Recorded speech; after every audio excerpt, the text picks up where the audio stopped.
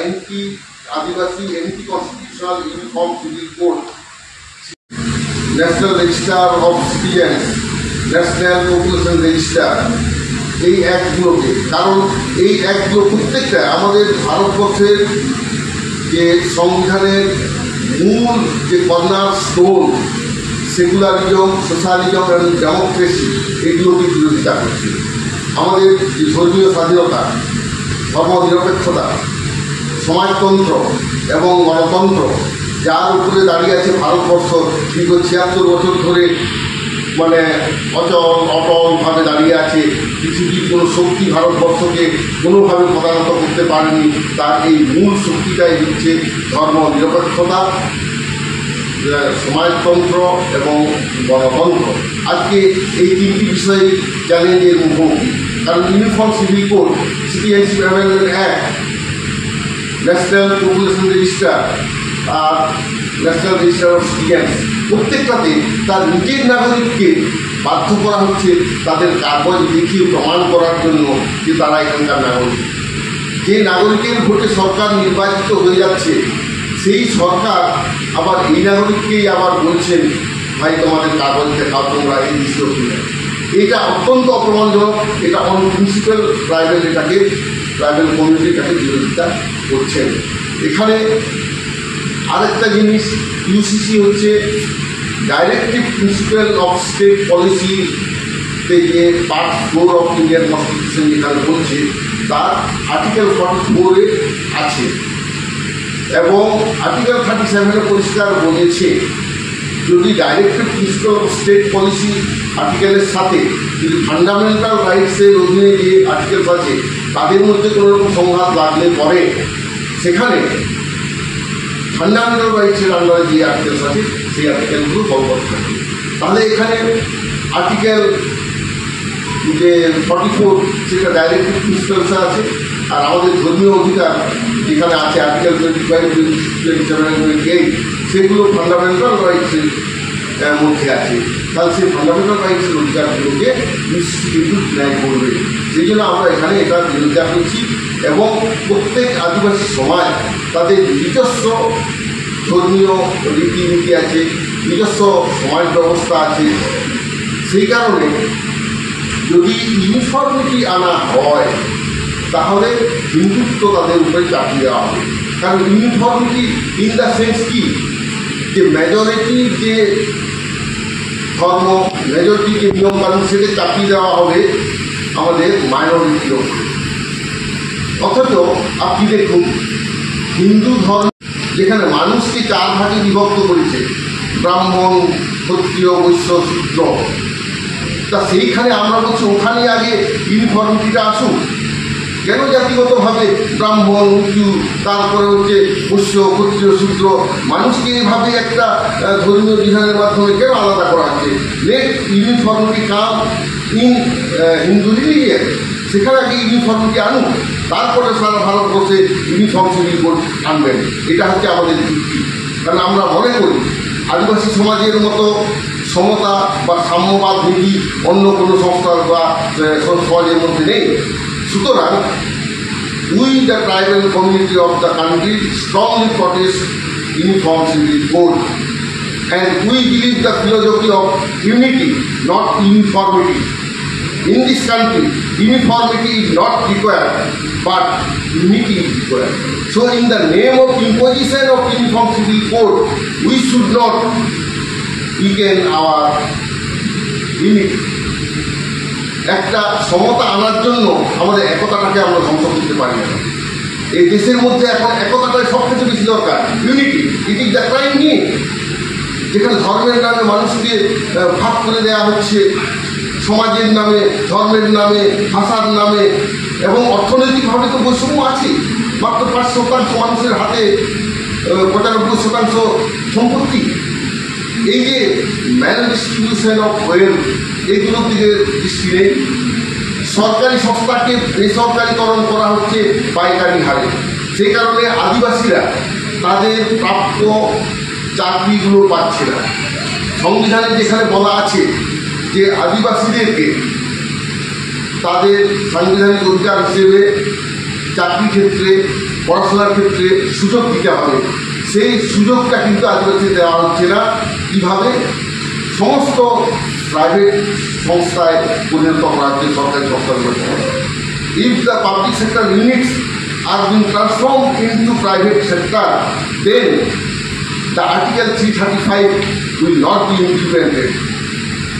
That is why tribals are being different. Because Article 335 of the Constitution empower the tribal community to get government job. চাকরিতে যে 335 ধারা অনুযায়ী যে সংরক্ষণ পায় আদিবাসীরা, সেই সংরক্ষণকে বকলমে এড়িয়ে যাওয়া হচ্ছে সম্পূর্ণ প্রাইভেট করার জন্য। অথচ ভারতবর্ষের জমির মালিক কিন্তু আদিবাসীরা। সেই জন্য ছোটাকু টেনান্সি অ্যাক্ট, সেই জন্যে সাঁওতাল পরগনা টেনান্সি অ্যাক্ট, এগুলোকে বারবার অ্যামেন্ড করা হচ্ছে যাতে আদিবাসী হাতিয়ে নেওয়া যায়। আমরা ঝাড়খণ্ড, ছত্তিশগড়, মধ্যপ্রদেশ, পশ্চিমবঙ্গ, বিহার, উড়িষ্যা বিভিন্ন জায়গায় ট্রাইবেল ডমিনেটেড এলাকাতে আমরা দেখেছি, এমনকি গুজরাট, মহারাষ্ট্র যেখানে ভিড় গোল সম্প্রদায় আমাদের প্রচুর আছে, সেখানেও দেখা গেছে আদিবাসীদের জমিকে বিভিন্ন বাহানায় অধিগ্রহণ করা হচ্ছে এবং তারপরে ইন্ডাস্ট্রিকে সেটা দেওয়া হচ্ছে। সরকার যদি নিজে কাজ করতো তাও ছিল, সরকার সেটা কাজ করছে না। এখন বেসরকারিকরণ করার মাধ্যমে আদিবাসীদেরকে বঞ্চিত করা হচ্ছে। সেই জন্য আমাদের দাবি, যেগুলো অলরেডি বেসরকারিকরণ হয়ে গেছে সেখানে আদিবাসীদের চাকরি সংরক্ষণ দিতে হবে প্রাইভেট সেক্টরে। এবং একইভাবে আমরা যেগুলো এখনও প্রাইভেট হয়নি সেগুলো যাতে প্রাইভেট না হয়, সেগুলো সরকারি সংস্থার যেন থাকে। একই সঙ্গে আমরা এই পশ্চিমবঙ্গে দেখেছি এই যে বিভিন্ন চাকরি চুরির মাধ্যমে যে হাজার হাজার চাকরি চুরি হয়েছে, এখানে কিন্তু দেখা যাচ্ছে আদিবাসীদের কয়েক হাজার পোস্ট কিন্তু চুরি হয়ে গেছে। কারণ 26,000-এর মধ্যে যদি 10% আমরা ধরি, তাতেই 1,500-এর বেশি আদিবাসীদের চাকরি পাওয়ার কথা according to the state reservation policy. একইভাবে সেন্ট্রাল গভর্নমেন্ট 6 লক্ষেরও বেশি চাকরি এক কলমের খোঁজায় উড়িয়ে দিয়েছে। রেলে 3 লক্ষের থেকে বেশি চাকরি, এছাড়া রেল, ব্যাংক, বিমা, পোস্ট অফিস বিভিন্ন জায়গায় যে গভর্নমেন্ট সেক্টরগুলো আছে সেখানেও বেসরকারিকরণ করা হচ্ছে। সেখানে গণতান্ত্রিক অর্থনীতির নিকৃষ্টতম নীতি সেখানে চালু করা হয়েছে, যেটাকে আউটসোর্সিং আমরা বলছি। Outsourcing is nothing, it is actually eye wash. আউটসোর্সিংটা আগে আপনার মে দিবস যখন শুরু হয় 1 মে 1896 সালে, 1886 সালের 1 মে, যখন 8 ঘন্টা ডিউটির একটা অধিকার শ্রমিক শ্রেণী পায়, সেগুলোকে এখন ঘুরিয়ে আবার 12 ঘন্টায় নিয়ে যাওয়া হচ্ছে। এখন কম পয়সায় 8 ঘন্টার বেশি খাটিয়ে নেওয়া হচ্ছে। সেই জন্য শ্রম আইনটাকে পুরো আনন্দ দেখানো হচ্ছে। আমাদের এখানে শ্রম আইনকে বাঁচানোর আমাদের এখানে দাবি আছে। আমরা এখানে সেই জন্য ইউসিসি, এনসিআর এগুলো ক্যান্সেল করার জন্য ইউসিসি বিল পশ্চিমবঙ্গ বিধানসভায় যাতে রাজ্য সরকার আনেন, তার জন্য আমরা এখানে দাবি জানিয়েছি। আমরা একইভাবে দাবি জানিয়েছি যারা আদিবাসী নয় সেই মাহাতো কুর্মী সম্প্রদায় এই 76 বছরের মধ্যে ওরা 2-3 বার তাদের জাতি পরিচয় পাল্টেছে। প্রথম দিকে ওরা উচ্চিত জাতি হিসেবে পরিচয় ধারণ করার জন্য ওনারা চেষ্টা করলেন এবং সফল হয়েছিলেন, এবং ওরা আদিবাসীদেরকে ঘৃণা করতে দেখতেন এবং পরবর্তীকালে সে ব্রাহ্মণ্যবাদী সংস্কার ওরা মেনে চলে এবং ব্রাহ্মণ দিয়ে ওদের সমস্ত সোশ্যাল রিচুয়াল অ্যান্ড রিলিজিয়াস অ্যাক্টিভিটিসগুলো করে। ওদের হোলি মন্দির জপ করার জন্য ওদের প্রত্যেকটা জায়গায়, এছাড়া ওদের মন্দিরে পুজো অর্চনা হয়, অষ্টপ্রহর করেন, এগুলো সমস্ত কিছু ওনারা করেন। কিন্তু যখনই ওবিসি হওয়ার সুযোগ এলো, ওনারা ওবিসি স্ট্যাটাস নিয়ে নেয়। এবার ওবিসি স্ট্যাটাস নেওয়ার পর দেখা গেল এখন যখনই দেশে সিটিজেনশিপ অ্যামেন্ডমেন্ট অ্যাক্ট ইন্ট্রোডিউস হতে যাচ্ছে, ইউসিসি ইন্ট্রোডিউস হতে যাচ্ছে, তখন ওরা আদিবাসী হওয়ার জন্য হঠাৎ করে উঠে পড়ে লেগেছে এবং সরকারকে মেলাইন করা হচ্ছে। সরকারকে ভুল পথে চালিত করে ভুল তথ্য দিয়ে তাদের আদিবাসী স্ট্যাটাস অর্জন করার একটা চেষ্টা ওনারা করেছেন এবং দুর্ভাগ্যবশত কিছু রাজনৈতিক দল তাদের এই অন্যায় আবদারকে সমর্থন করে যাচ্ছেন। এটাও আমরা তীব্র ভাষায় প্রতিবাদ করছি। কারণ আদিবাসী হওয়ার জন্য যে মাপকাঠি 1949 সালে সর্দার বল্লভভাই প্যাটেলের কমিটি যা রেকমেন্ড করেছিলেন এবং পরবর্তীকালে রঘু কমিটি 1965 সালে যেটা রেকমেন্ড করেন, সেটা এই যাবৎ আদিবাসী হওয়ার যোগ্যতার মাপকাঠি হিসেবে এই যাবৎ ভারতবর্ষে চালু আছে। এবং সেটা হচ্ছে traditional occupation of A definite geographical area, distinctive culture which includes full spectrum of tribal way of life, that is language, customs, traditions, religious beliefs, art, craft, etc. Primitive traits depicting occupational pattern, economy, etc. Silence of contact with the community at large, and lack of educational and techno-economic development. এইগুলো ওনারা fulfil করতে পারছেন না এবং সেই জন্যে আমরা government of West বেঙ্গলকে বারবার সতর্ক করছি, কোনোভাবেই কালচারাল রিসার্চ ইনস্টিটিউটকে মেলাইন করে বা তাদের উপরে চাপ সৃষ্টি করে কোনো রকম যাতে রিপোর্টটাকে সেরকমভাবে ম্যানিপুলেট না করা হয়।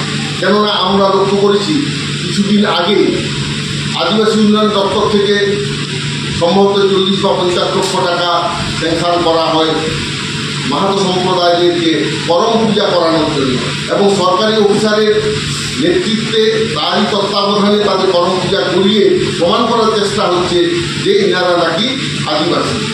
তো এই ধরনের কাজকে আমরা কোনোভাবেই সমর্থন করছি না। এছাড়া আমরা চাইছি ফেক এসটি সার্টিফিকেট ইস্যু করছেন। আপনারা জানেন বিগত 10-12 বছরে পশ্চিমবঙ্গে 3 লক্ষেরও বেশি ফেক ক্যান্ডিডেটকে এসটি সার্টিফিকেট ইস্যু করা হয়েছে।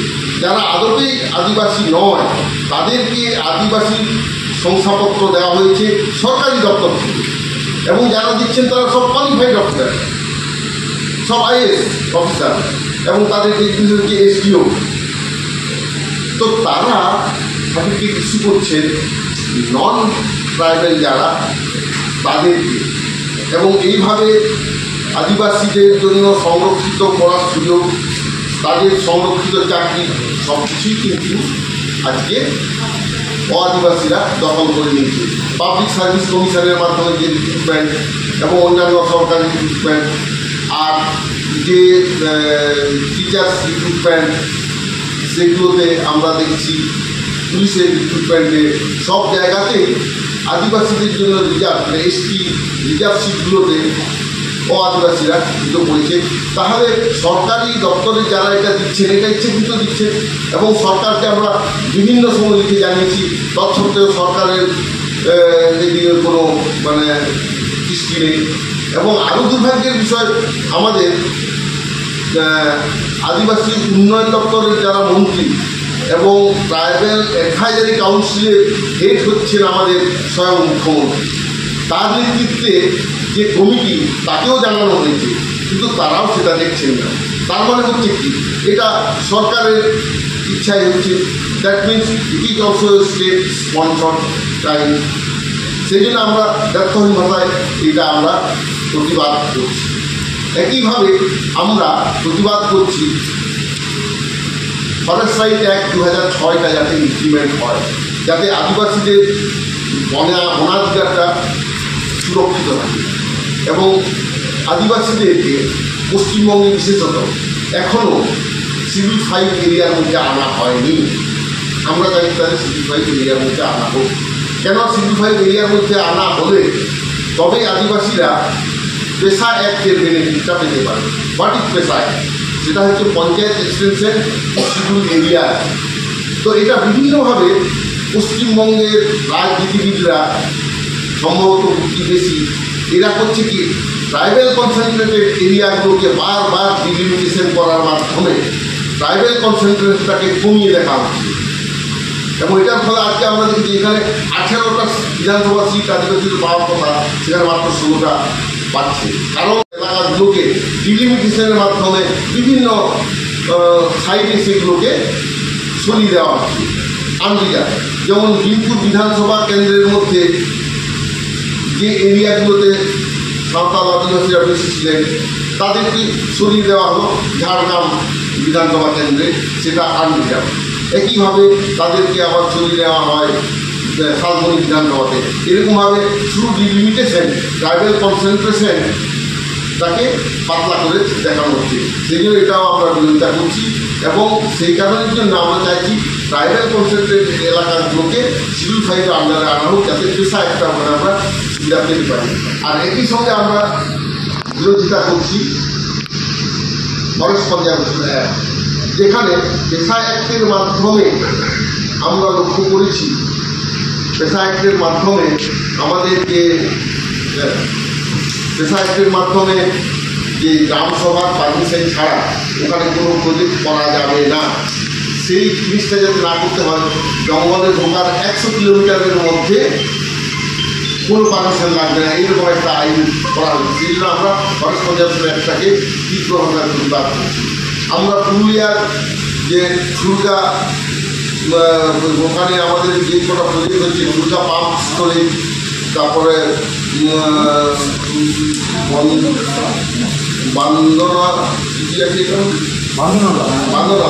বান্দনালা পাম্প স্টোরেজ, তারপরে কাঁঠালজল পাম্প স্টোরেজ, এগুলো ধ্বংসের মাধ্যমে গাছ ধ্বংস করা হচ্ছে, পরিবেশ ধ্বংস করা হচ্ছে। আদিবাসীদের যে ওখানে ধর্মীয় স্থান, জাহের খান, সুতানডালি, এগুলোকে ধ্বংস করে দেওয়া হচ্ছে এবং আদিবাসীদের ওখান থেকে আফসোস করা হচ্ছে। এই জিনিসগুলো আমরা প্রতিবাদ করছি।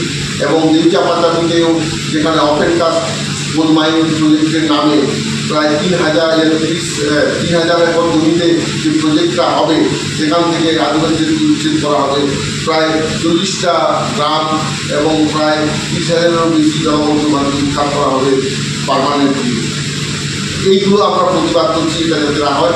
এবং আদিবাসীদের জন্য যে হোস্টেল সান্তাল মিডিয়াম, সেগুলো বন্ধ হয়ে আছে প্রায় 150টার বেশি, সেগুলোকে আমরা পুনরায় করার চেষ্টা করছি। এবং সান্তাল মিডিয়াম বিদ্যালয়গুলো যাতে পৃথক হেডমাস্টারের আন্ডারে আনা হয়, সেগুলো আমরা এখানে দাবি জানাচ্ছি। আমি প্রত্যেকটা পয়েন্ট ওয়াইজ এখানে আমি আলোচনা করলাম না, কিন্তু আমাদের এই দাবিটা পশ্চিমবঙ্গের সর্বত্র আমরা ছড়িয়ে ইতিমধ্যে ছড়ানো হয়েছে। এগুলো আবার আনুষ্ঠানিকভাবে এবং আমরা যে আদিবাসীদের সাংবিধানিক অধিকার যেটা রাখতে চাইছি, সেটা হচ্ছে আমাদের এই যে CNP act 1908, SPP act 1949, SC ST prevention of atrocity act 1989, forest right act 2006, তারপরে পেশা অ্যাক্ট 1996।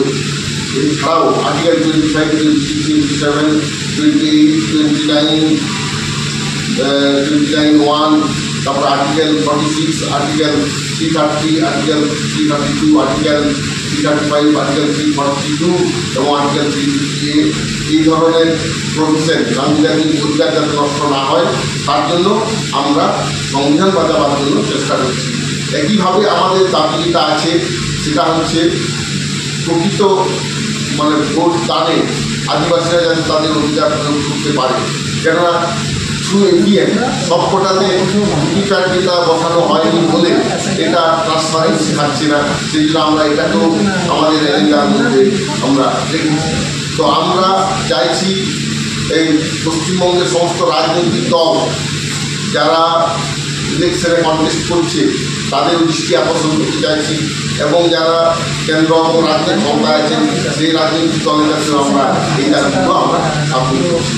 তো যাই হোক, আমাদের এই সংযুক্ত সাংবাদিক সম্মেলন এখানে শেষ করছি। আপনাদের কোনো প্রশ্ন থাকলে আপনারা প্রশ্ন করতেই পারেন।